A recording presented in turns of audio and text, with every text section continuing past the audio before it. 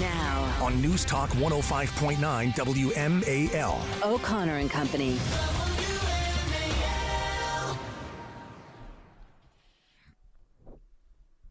There's certain songs that just make you feel something the second you hear it, and that's certainly the case with Jimmy Buffett songs, whether it's Margaritaville or Cheeseburger in Paradise or Come Monday.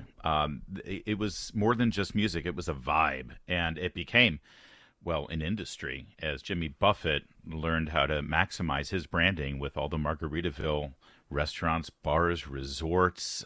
He lived quite the life. And I say it in past tense because this weekend he left us. For 4 years, he was suffering from cancer, didn't really say anything about it publicly, and he passed away.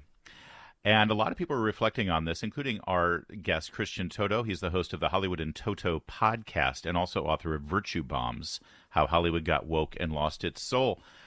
Thanks for joining us, Christian. It's one of those things where it's like you kind of figured Jimmy Buffett would be with us forever. Yeah, I felt that way. You know, I grew up on the East Coast, and his tours were just part of the landscape, part of life, part of the culture. And I never saw it, and I feel very badly about that. But I feel sadly about his death. And there's all the things you mentioned. You said it so well. It was a brand. It was a vibe. It was a feeling. And, you know, so many rock stars, you know, they have groupies, and they hotel rooms, and they live debaucherous lives. Jimmy Buffett tried to tell us to chill out and to enjoy. And the work week will end, and you'll have a drink, and you'll relax with friends. And that image was so consistent and so much a part of him. I mean, this year a whole bunch of people saying that he was a good guy, and that it wasn't a phony, wasn't a facade. It was really him. And gosh, how special is that? And how much do we need him today? And how ironic that he's now gone. Yeah, come Monday, it'll be all right. Come Monday, I'll be holding you tight. I mean, that's, you know, I know things are bad. Now, if you think about it, I mentioned this earlier in the program, and it's really weird to think about, but some of his best songs that made you feel good were actually about sad moments in his life. Like Margaritaville is about a breakup, you know? And I think that his lyrics had this magic of being super accessible, but also they were sly. They were trickier than you think. They had more to them than at first blush.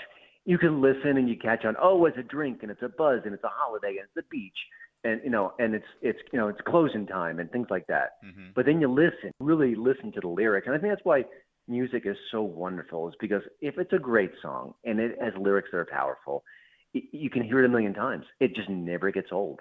And, you know, and even just the beginning of Margaritaville, I got verklempt listening to it because, obviously it's still a song that we connect to, but now it has a little added meaning, which is a more somber note to it right now. Yeah, Christian, I didn't know he was so private. That's another thing. You know, I didn't know he was sick.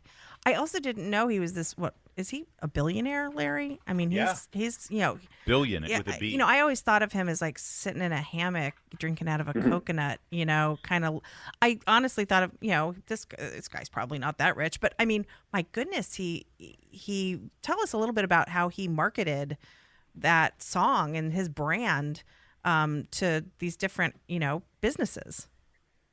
He was an empire, and you know he was an empire and a capitalist in a way that I think even a Bernie bro was like, oh, I'm okay with that. So he just, because of that brand, that vibe. I mean, he had restaurants, and I think he had retirement villages too with the Margaritaville branding. And again, I think he had just one big song that was Margaritaville as far as the charts go, but he superseded that. But yeah, he built this entire landscape around his image. And, you know, and everyone wanted to buy in because it felt something. And it also felt sincere. It didn't feel like he was putting it on, which really does matter. And by the way, you know, my kids are dutifully, they hate daddy's music.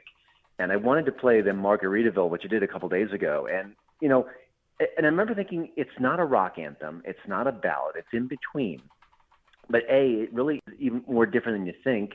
And B, my kids didn't complain. They just listened to it. And I figured they would just, you know, 5 seconds in, oh, Dad, turn this off. Oh, this stinks, Dad. But no, they hung in there with the whole time. I just thought it was interesting as well. Yeah. Meanwhile, and one other thing about Jimmy Buffett, I noticed people of all political stripes enjoyed him and also have pictures with him. He went to, he posed with Republicans and Democrats. I don't know what his politics were. Whatever they were, he kept them to himself, or he was not in your face about it. Can't say the same about Taylor Swift, Christian. I mean, she's making a ton of money on this tour, and God bless her for it. But what's all this virtue signaling with carbon credits?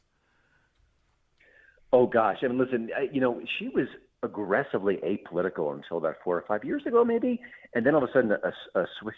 She flipped the switch, and she became another sort of left of center starlet. And I think that's funny because I would love to discuss politics with her or have a journalist ask her some hard questions, but fair questions. But I don't know as much about the carbon credits, but I do know that she's got a concert film coming out very soon.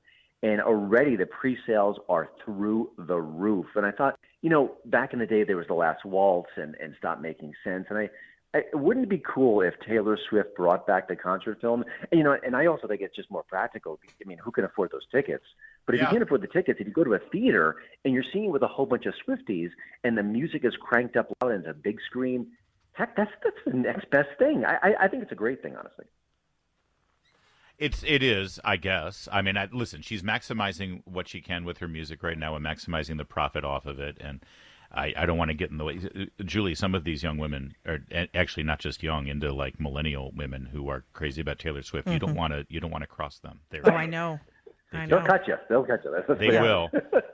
But she purchased more than double the carbon credits needed to offset her tour travel. I guess she was getting criticism that she was making, gajillions of dollars on this tour with, the carbon footprint on that is so devastating. So now she's purchased the credits because she can afford it. And it's such a grift. It's all such a grift. Yeah.